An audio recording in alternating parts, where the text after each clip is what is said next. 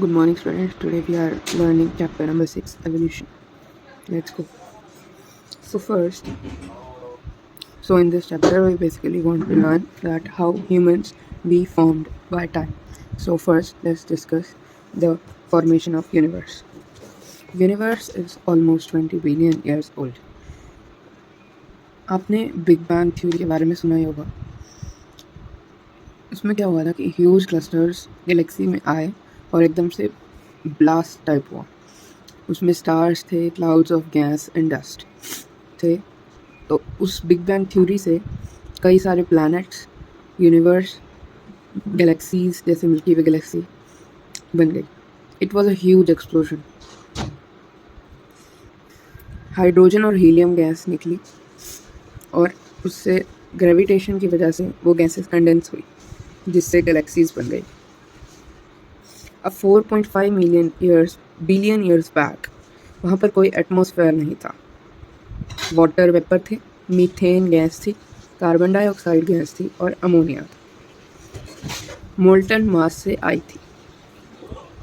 जब UV rays, क्योंकि तब ओजोन हमारे अर्थ के ऊपर प्रेजेंट नहीं थे, यूवी रेज आ सकती थी हमारी अर्थ पर, तो उसने वाटर वेपर्स को हाइड्रोजन और ऑक्सीजन में कन्वर्ट किया और हाइड्रोजन हल्की होने की वजह से वो उड़ गई और ऑक्सीजन अमोनिया और मीथेन के साथ जुड़कर पानी और कार्बन डाइऑक्साइड जैसी चीज़ें बनाने लगा. ओजोन लेयर भी धीरे धीरे बन गई. इसकी एक समरी इधर दी गई है. 20 billion years ago, BYA is billion years ago, universe बना. 4.5 पहले अर्थ बना, तब एटमॉस्फेयर नहीं था, वाटर वेपर थे, मीथेन, कार्बन डाइऑक्साइड और अमोनिया था. यूवी रेज आई, H2 को O2 और H2 में कन्वर्ट किया, H2 उड़ गई, O2 प्रेजेंट थी. O2 से फिर ओजोन बनी, O2 से CO2 और NO2 बनी, फिर H2O वेपर से लिक्विड बना ऑन.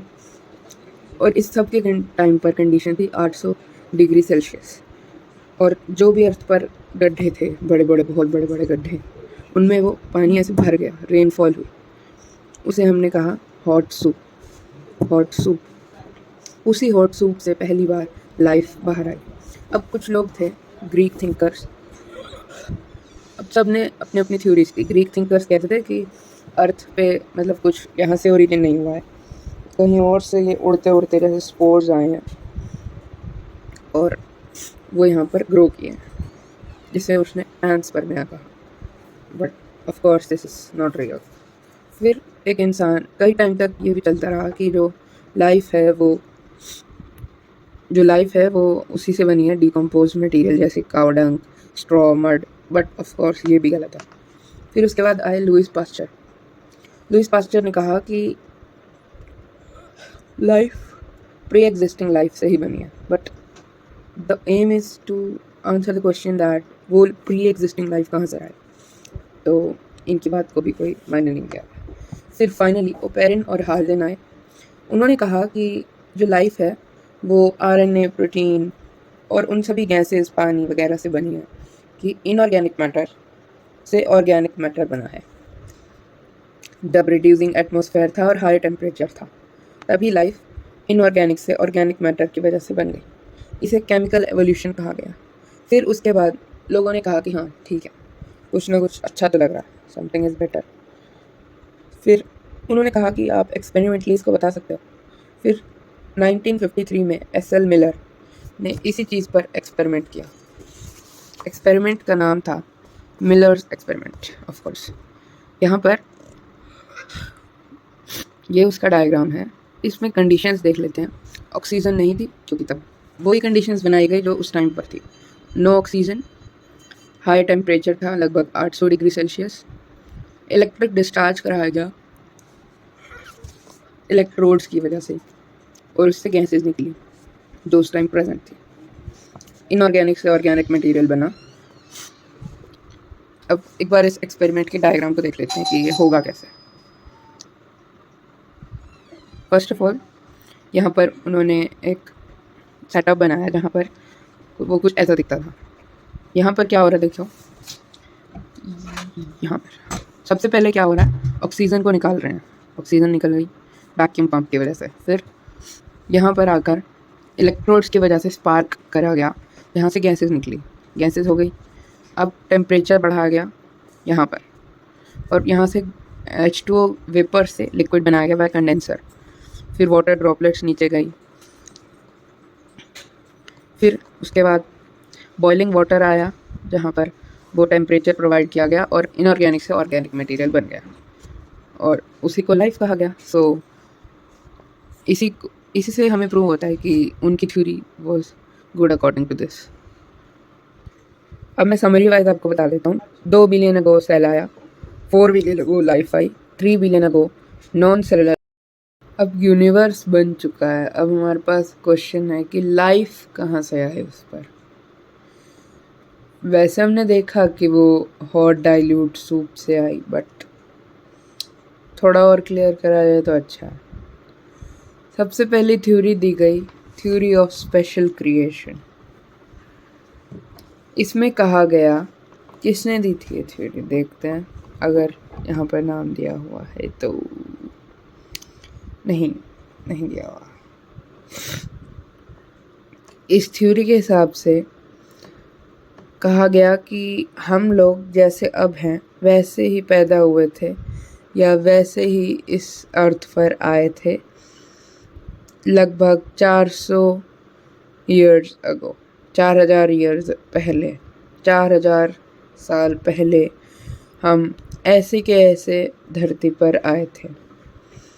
पर ये तो गलत है, क्योंकि 4000 साल पहले से तो हमें एंजियोस्पर्म के फॉसिल्स और बहुत सारे फॉसिल्स भी मिलने शुरू हो गए थे। सो ये गलत होगा। उसके बाद चार्ल्स डार्विन ये आए, अपनी वॉयेज पर निकल गए थे, अपनी सेल शिप HMS बेगल पर। इन्होंने कहा कि फिटनेस मेरे लिए फिटनेस का मतलब है रिप्रोडक्टिव फिटनेस, जो नेचुरल सिलेक्शन को भी मानते थे। Fitness according to Darwin refers ultimately and only to the reproductive fitness। तो उन्होंने इस बात से ये कहा कि जो इस इन्वायरमेंट में बेटर फिट हैं वही अपनी मोर प्रोजेनी बना सकते हैं। मतलब कि अगर कोई रिप्रोडक्टिवली फिट नहीं है तो उसके आगे प्रोजेनी भी नहीं होगी और वो धीरे धीरे ख़त्म हो जाएगा। तो वो फिट कैसे हुआ? इसी चीज़ को उन्होंने क्या कहा, नेचुरल सिलेक्शन, कि नेचर खुद सिलेक्ट करती है उस इंसान को या उस ऑर्गेनिज्म को जो रिप्रोडक्टिव फिट होता है। अब उसके बाद अल्फ्रेड वेलेस आए, जिन्होंने मेले आर्चिपेलागो पर काम किया, और वो सिमिलर कंक्लूजन पर आए कि जो अभी लोग हैं इस दुनिया में वो किसी एक एंसेस्टर से बने। मतलब we all share one ancestor, मतलब कि उस चींटी का जो आज प्रेजेंट है और हमारा ह्यूमन बीइंग्स का सेम एंसेस्टर है। इट्स इंटरेस्टिंग ना। अब एंसेस्टर्स कई सारे डिफरेंट पीरियड्स हिस्ट्री में रहे हैं। इपोक्स, पीरियड्स और एराज में उन्हें डिवाइड किया गया है। हिस्ट्री के हिसाब से एक कंक्लूजन निकलता है कि ये 1000 ईयर्स अगो नहीं हो सकता, ये बहुत लंबा प्रोसेस है, ये बिलियन ऑफ ईयर्स ओल्ड का प्रोसेस है। मतलब इसमें बिलियन ईयर्स लग सकते हैं, ये 4000 साल वाला नहीं है। सो स्पेशल क्रिएशन को गलत प्रूव किया गया।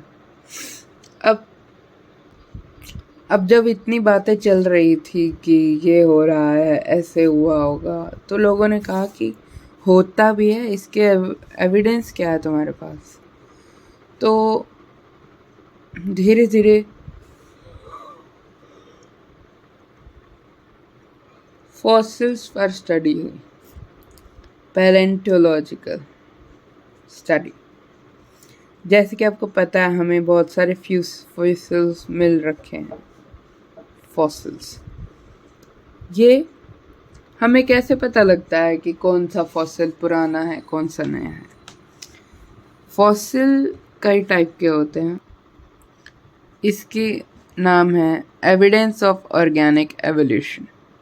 हमें पहला एविडेंस दिया गया पैलेंटोलॉजिकल एविडेंस, जिसमें हमें फॉसिल्स के बारे में बताया गया। फॉसिल्स की स्टडी को पैलेंटोलॉजी कहते हैं। चार्ल्स लिल्स कहते हैं कि फॉसिल्स वो हैं, fossils are hard part of living organism जो सेडिमेंट्री रॉक्स में बच जाते हैं। मतलब जैसे कि बोन्स, टीथ, ये सब। ठीक है, अब हम एज कैसे पता करते हैं फॉसिल की?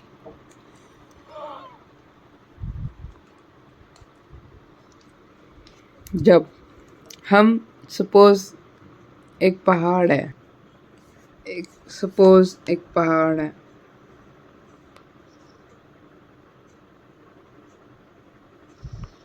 ठीक है, उस पे एक भालू मर गया, फिर उसके ऊपर लेयर चढ़ गई बर्फ की, मिट्टी की, फिर एक और भालू मर गया, फिर उस पे मिट्टी की लेयर चढ़ गई। ठीक है, अब जब यहाँ से खुदाई हो गई तो क्या पता चलेगा कि जो पहले मिला है वो न्यू फॉसिल है और ये वाला ओल्ड है जो थोड़ा नीचे मिलेगा। ऐसे हम पता करते हैं कि इन दोनों में कुछ सिमिलैरिटीज़ दिख रही हैं, तो हम देखते हैं कि हाँ एवोल्यूशन तो हुआ है भाई, कि इसके फीचर्स और इसके फीचर्स तो सिमिलर तो हैं, तो एवोल्यूशन तो हुआ है, ऐसे ये प्रूफ हो जाता है। अब ऐसे ही हमने डायनासोर्स को ढूंढा। हाँ जी, now we'll discuss about type of fossils. First is unaltered fossils, like जब बर्फ़ के नीचे से हमें कोई फॉसिल मिलता है तो वो ऑफ कोर्स डिकम्पोज नहीं होता, क्योंकि बर्फ़ में कोई भी डिकम्पोजर्स प्रेजेंट नहीं है, इसलिए वो उसी के उसी स्टेट में हमें वापस मिलता है। जैसे हमें वूली मैमथ मिला था साइबेरिया में 25,000 साल पहले।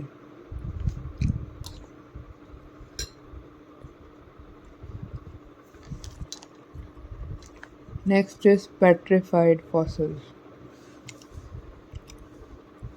जब बोन के साथ फ्लैश की जगह मिट्टी या मिनरल्स आकर जुड़ जाए, जब mineral deposit in place of organic matter of body except bone, teeth वगैरह वगैरह। तो क्या होता है कि देखो, जैसे कि बोन है, ये बोन है और यहाँ पे ऑफ कोर्स उसकी पहले फ्लैश होगी फिश की, बट अब उसकी जगह पर मिट्टी है, समझ गए? उसके बाद mould fish, mould fossils.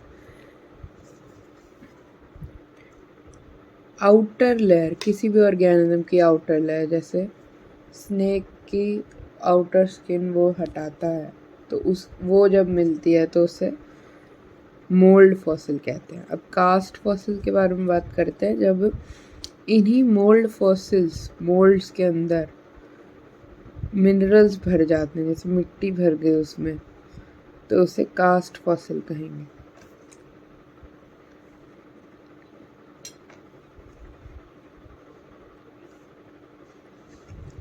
Print fossil वो हैं जैसे फुटप्रिंट्स, विंग्स, लीव्स के प्रिंट। एक फॉसिल का नाम है कॉप्रोलाइट्स फॉसिल, मतलब वेस्ट, जब एक्सक्रीटेड वेस्ट हमें मिलता है तो हम उसके हेल्प से हम बता सकते हैं कि कितने साल पुराना है। अब हम कुछ मिसिंग लिंक्स के बारे में बात करेंगे। आर्कियोप्टेरिक्स, ये एक मिसिंग लिंक है रेप्टाइल और बर्ड्स के बीच में। It is important. ये डिस्कवर किया गया था एंड्रीज वागनर के द्वारा जर्मनी में जुरासिक पीरियड के दौरान। इसमें कैरेक्टर्स दोनों के, रेप्टाइल और एव्स मतलब बर्ड्स के थे। रेप्टाइल्स के क्या कैरेक्टर्स थे और एव्स के क्या कैरेक्टर्स थे, अब हम ये देखेंगे। रेप्टाइल्स के हिसाब से इसमें लॉन्ग लिजर्ड लाइक टेल थी, कॉर्डल वर्टिब्रे था और टीथ थे। और एव्स के अकॉर्डिंग विंग्स थे।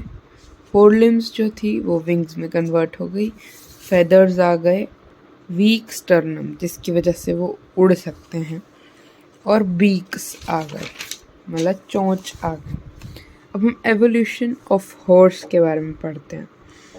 ये किसने हमें दिया? सी मार्श नामक एक साइंटिस्ट ने। इसमें क्या हुआ कि पहले हॉर्स कैसा था और बाद में उसमें क्या चेंजेस आए। Increment in neck, limbs and length. Neck की लेंथ और लिम्स की लेंथ बढ़ी। टोज का नंबर कम हो गया। क्राउन टीथ फॉर्म हो गया। देखा क्राउन टीथ आपने? कभी घोड़े का मुंह देखा होगा तो एग्जैक्ट उसका ऐसे सेमी सर्कल होता है विदाउट एनी ऊबड़ खाबड़, एग्जैक्ट। और ब्रेन का साइज बढ़ गया, ऑफ कोर्स डेवलपमेंट होगी तो बढ़ेगा। अब हम जियोलॉजिकल टाइम स्केल के बारे में पढ़ेंगे। 4.5 बिलियन ईयर्स अगो जब अर्थ बनी तब से आज तक इस टाइम को 6 एराज में बांटा गया और उन्हें फर्दर पीरियड्स और इपोक्स में बांटा गया। First era is Cenozoic era. इसे क्वाटरनरी और टर्शरी पीरियड में बांटा गया और Holocene, Pleistocene, Pliocene, Oligocene, Eocene और प्लियोसीन नामक इपोक्स में बांटा गया। इसे याद करने की ट्रिक भी मैं बताऊंगा आपको, टेंशन मत लो। ओके, तो होलोसीन, इसे एज ऑफ मैन कहते थे। इसमें मेंटल लेवल बढ़ा, ब्रेन का लेवल भी बढ़ा। प्लेस्टोसीन, आइस एज, सुना होगा आइस एज। इसमें क्या होता था, ह्यूमन स्प्रेड होना शुरू हो गए, मतलब ह्यूमन बढ़ने लगे। फिर टर्शरी के अंदर 2-4 इपोक्स आते हैं। प्लियोसीन एप्स की डेवलपमेंट में काम आया। एप्स जो थे, एप्स सुना होगा, एप्स डेवलप हुए। ओलिगोसीन में कम्युनिकेशन शुरू हुई और मोनोकोट प्लांट्स डेवलप हुए।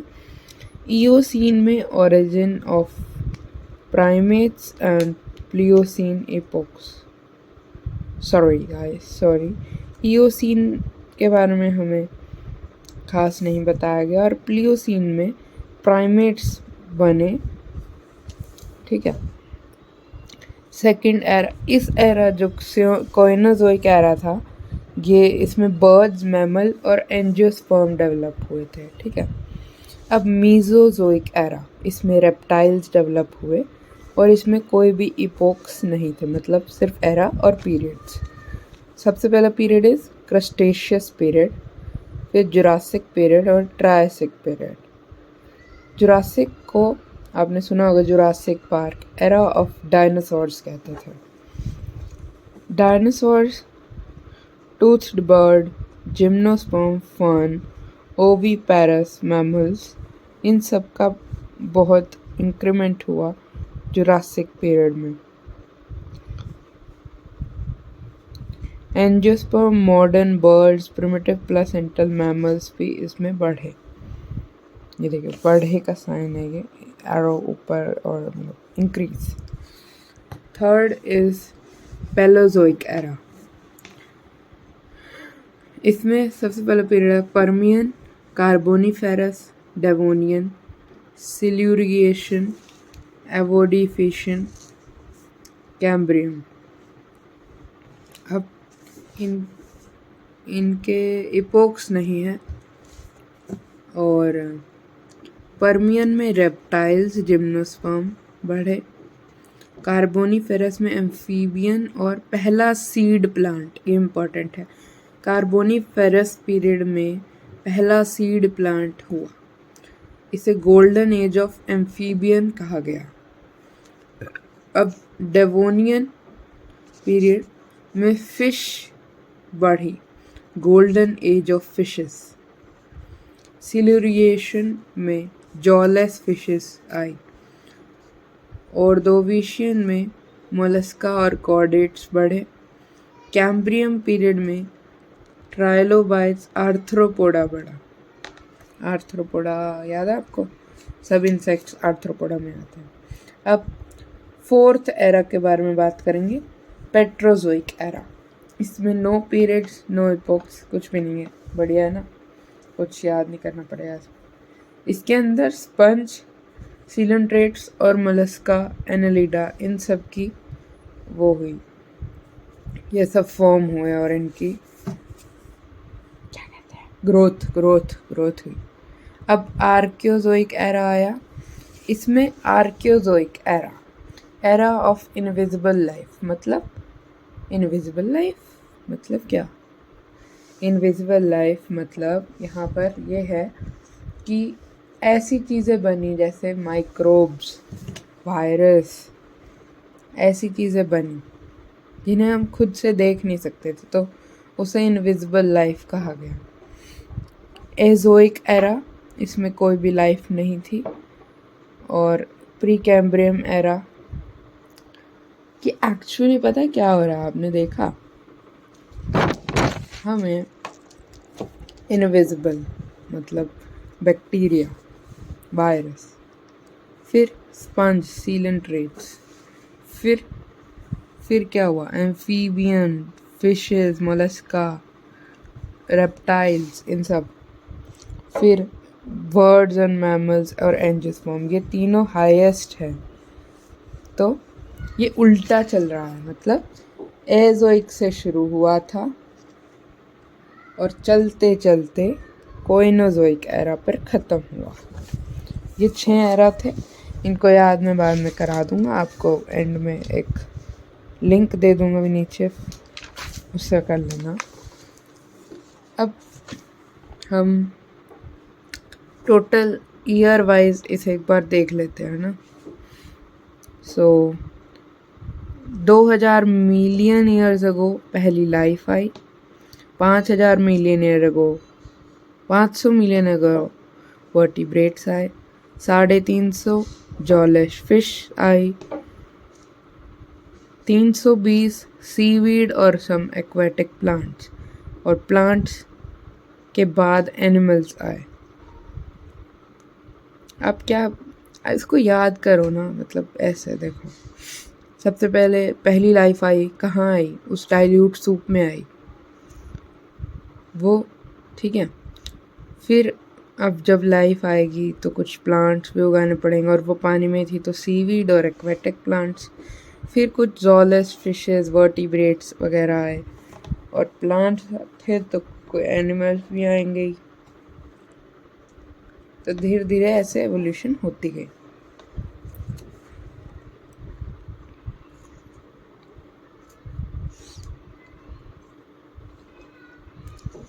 अब 200 मिलियन ईयर अगो हमें ट्राइनोसॉरस के बारे में पता चला। ये बहुत लंबे थे और इनके दांत बहुत बड़े थे। 65 मिलियन अगो ये एक्सटिंक्ट हो गए थे। पहला मैमल श्रू था, ये इम्पोर्टेंट है, SHREW, श्रू। ये विविपेरस था पेरेंटल केयर देता था अपने बच्चों को। फिर यहाँ पर रेप्टाइल्स कम होते गए और मैमल्स बढ़ते गए बाय द टाइम। पहले लैंड पर रहने वाले सिर्फ रेप्टाइल्स थे, तो उनको बहुत प्रोमिनेंट माना जाता था लैंड पर। बट धीरे धीरे मैमल्स जब आए तो मैमल्स ने टेक ओवर कर लिया एज लैंड एनिमल्स। अब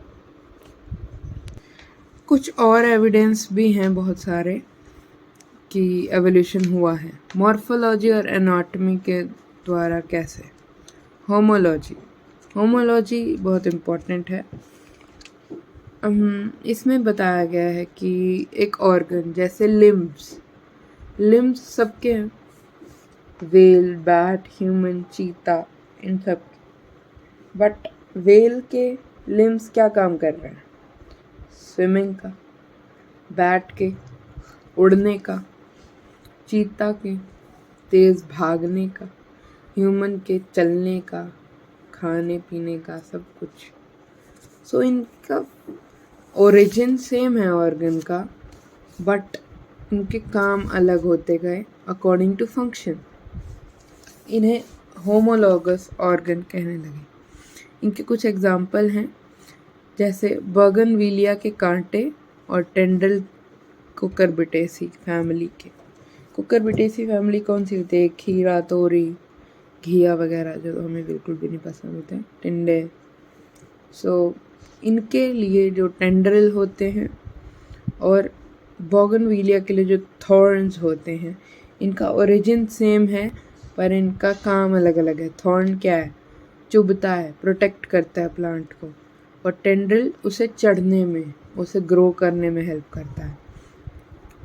ऐसे ही वर्टिब्रे में हार्ट और ब्रेन सेम काम करते हैं। अब कॉकरोच, हनी बी और मस्कीटो, इनके जो माउथ हैं वो भी सेम है। Male and ovary of male and female, testis and ovary of male and female same function नहीं करते पर ऑलमोस्ट सेम ओरिजिन होगा। रेडिश और कैरेट, पोटैटो एंड जिंजर।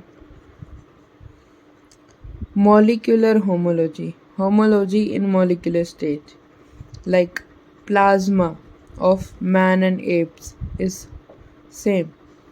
ये मॉलिक्यूलर होमोलॉजी को शो करते हैं।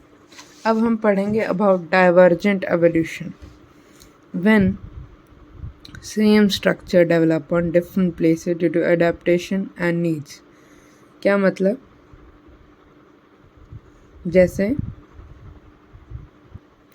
एक बार पहले ये देख लो, जैसे हमने थॉर्न और टेंडल वाले दिए थे, और भी ऐसे एग्जाम्पल हैं, जैसे विंग्स बटरफ्लाई के और बर्ड्स के एक जैसे दिखते हैं, ठीक है।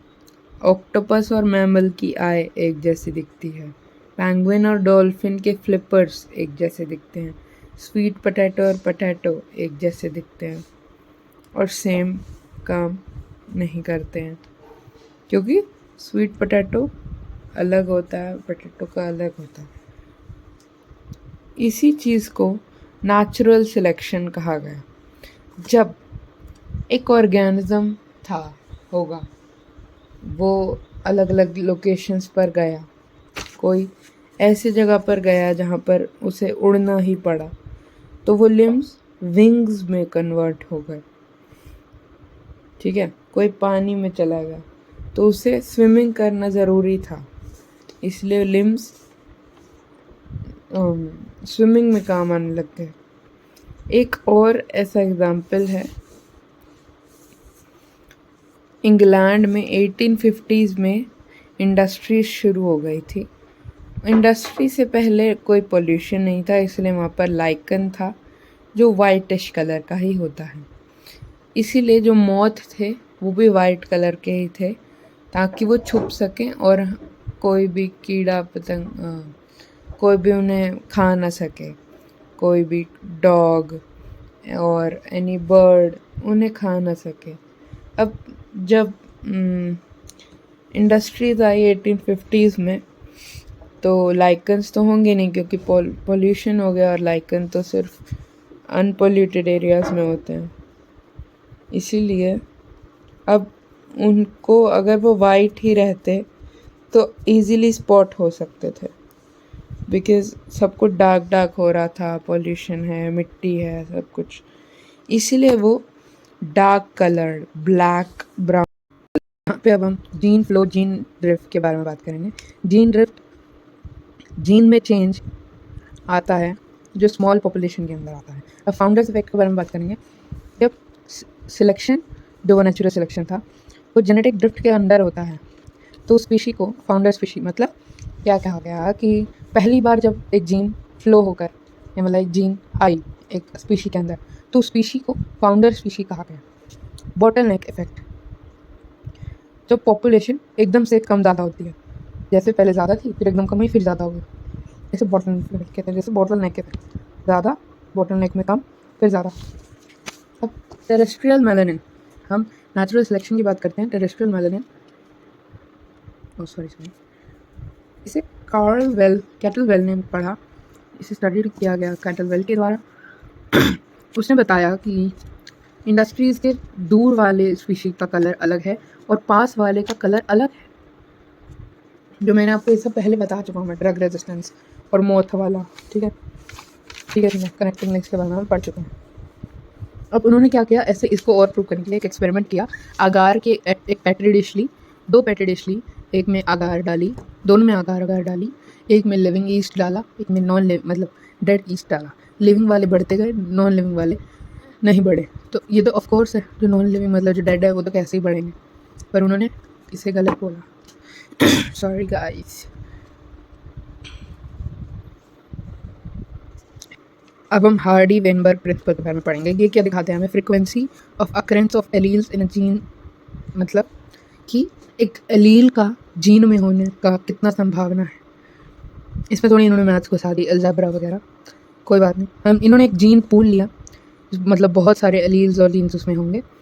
अब ये क्या कहते हैं कि ए जैसे टॉलनेस का कैपिटल थी, small T, capital T, small T, जो आप पिछले चैप्टर से पिछले मतलब इनहेरिटेंस बारे में पढ़ कर आए हो। तो ये कहते हैं कि बोथ डोमिनेंट होने का p² है चांस, बोथ रिसेसिव होने का q² है, और इस हेट्रोलोगस का होने का चांस 2pq है। और इन तीनों को मिलाकर जीन पूल बनता है, और इसको अगर हम ऐड करते हैं तो वो 1 के इक्वल होता है। सो कई बार इससे न्यूमेरिकल्स आते हैं p + q = 1। अगर आपके पास p दिया हुआ है और q निकालना है तो आप इस फॉर्मूले से निकाल सकते हैं। अब हम इस ग्राफ को थोड़ा पढ़ते हैं।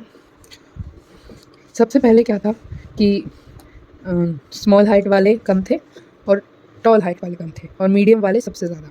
अब मीडियम वाले और बढ़ते गए, तो स्टेबल वैसा ही रहा पैटर्न, तो कि मीडियम वाले ही बढ़ रहे हैं। अब डायरेक्शनल, अब पीक उस डायरेक्शन में बढ़ने लगी, तो ये वाले कम होते गए और ये वाले बढ़ते गए। अब डिसरप्टिव, एकदम ही कुछ ना कुछ सा चेंज ही आ गया, बिल्कुल ऐसा हो गया एकदम से, ठीक है, बिल्कुल ही अलग। अब जीन फ्रिक्वेंसी होता क्या है, जीन फ्रिक्वेंसी उस change in original as well as new population. Frequency क्या होता है कि पर टाइम, उस टाइम में कितना चेंज आया। फाउंडर इफेक्ट मैं आपको बता चुका हूँ। अब इसके बाद इस चार्ट के लिए मैं आपको एक लिंक डिस्क्रिप्शन में दूंगा, और इस चार्ट के लिए भी। अब एक बार हम पूरी हिस्ट्री एक बार पढ़ लेते हैं कि कैसे मैमल्स बने। 500 मिलियन ईयर अगो इनवर्टिब्रेट्स आए, 350 jawless fish, stout strong fish आए, 320 पहले सीवीड, फ्यू प्लांट्स आए, फिर एम्फीबियंस बने, एम्फीबियंस के बाद रेप्टाइल्स बने, उनके थिक शेल्ड एग्स थे, लैंड पर वो डोमिनेट कर रहे थे, और फिश लाइक रेप्टाइल्स कुछ बन गए कि भाई भैया ये मुझसे नहीं हो रहा है, ये तो भाई पूरा राज चला रहे, तो मैं तो चला अपना फिर से पानी में, क्योंकि एम्फीबियन भी पानी में था तो वापस चला गया, फिश लाइक रेप्टाइल्स बन गए। उस टाइम पे फर्न्स थी, कोल्स बन चुकी थी, मैमल्स आए उस फिश लाइक रेप्टाइल से, और इसीलिए मैमल्स में पहले गिल स्लिट्स होती हैं जब वो फीटल स्टेज में होता है, तो गिल स्लिट्स। और पहला मैमल क्या था, श्रू, आपको बताया था शायद, श्रू, SHRU, कॉन्टिनेंटल ड्रिफ्ट हुआ, कि डिवाइड करा होगा, इसमें वेरिएशंस आए, वो सब हुआ। फिर एक कॉन्टिनेंटल ड्रिफ्ट, मतलब जो लैंड मास था वो डिवाइड हो गया, और फिर वो सारे मैमल्स डिवाइड हो गए, और आज तक वो लोग डिवाइडेड हैं और अलग अलग जगह पर रह रहे हैं। अब हम इस चैप्टर के लास्ट स्टेप पर हैं कि यूनिवर्स बन गया, अर्थ बन गई, उसके अंदर सब कुछ हो गया, पर हम होमो सेपियंस मैन कैसे बना। तो 15 million years ago primates form होने लगे। Ramapithecus, Dryopithecus. Ramapithecus man like ज़्यादा था और ड्रायोपिथेकस एप लाइक ज़्यादा था। रामा मैन लाइक, सो रामा जो भगवान थे वो इंसान जैसे ही दिखते थे, इसलिए हमें याद करना है रामा मैन लाइक। 3 से 4 मिलियन अगो मैन लाइक एक ऑर्गेनिज्म आया टैंजानिया अफ्रीका में। 2 मिलियन अगो होमो हैबिलिस, अब होमो वर्ड आने लग गया है। इसका ब्रेन 600 से 800 सीसी का होता था, ये मीट नहीं खाता था। अब उसके बाद 1891 में होमो इरेक्टस 900 सीसी का इसका ब्रेन हो गया और ये मीट खाने लग गया। अब नाइदरल मैन ये एशिया में पाया गया और इसके बाद 18,000 साल पहले होमो सेपियंस आए। होमो सेपियंस ने केव आर्ट की, एग्रीकल्चर शुरू की 10,000 साल पहले और आज का प्रेजेंट ह्यूमन बन गया। ठीक है,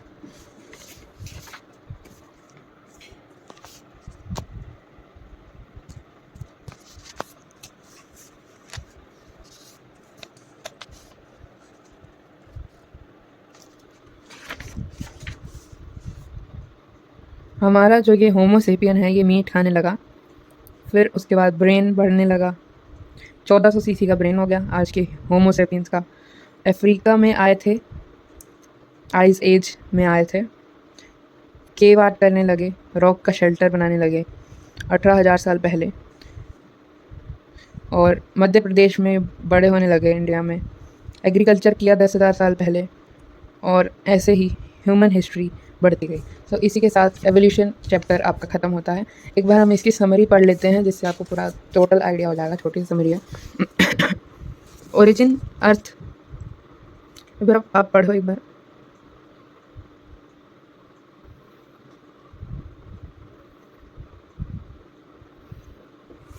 ठीक है, एक बार मैं आपको टोटल एक बार टॉपिक रिवाइज करा देता हूँ। सबसे पहले 20 बिलियन ईयर को यूनिवर्स बना, 4.5 बिलियन को अर्थ बनी, तब एटमॉस्फेयर नहीं था, गैसेस थी, यूवी रेज आई, फिर पानी बना, ये सब बना, फिर उससे लाइफ निकली। कई लोगों ने थ्योरीज दी, ओपेरिन हेल्डन की थ्योरी मानी गई और फिर एस.एल. मिलर ने इसका एक्सपेरिमेंट किया। एक्सपेरिमेंट बहुत इंपॉर्टेंट है।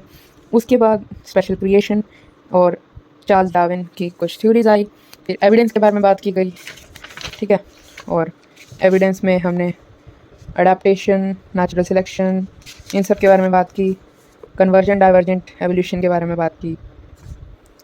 फिर हमने ह्यूगो डी व्रीज और हार्डी विनबर्ग प्रिंसिपल पढ़ा। फिर उसके बाद फाउंडर इफेक्ट, जेनेटिक ड्रिफ्ट वगैरह पढ़ा। फिर हमने कैसे कैसे चीज़ें हुई वो पढ़ा, कहाँ हुई, कब हुई। फिर हमने उसके बाद एम्फीबियन, रेप्टाइल्स और इन सब के बारे में कब आए ये पढ़ा। फिर ह्यूमन कैसे आए, रामापिथेकस, ड्रायोपिथेकस, ये पढ़ा। और बीच में ये 2 टेबल और एक और चीज़ थी, एक सेकंड की, हाँ ये वही 2 टेबल्स। और ये एग्जांपल सबसे इंपॉर्टेंट है, ये इनके एमसीक्यू बहुत बनते हैं। ये जो होमोलॉगस ऑर्डेंस है, it is important. So finally इन दोनों के मैं आपको लिंक्स दे दूँगा। Thank you for watching, this was the chapter evolution. Bye bye.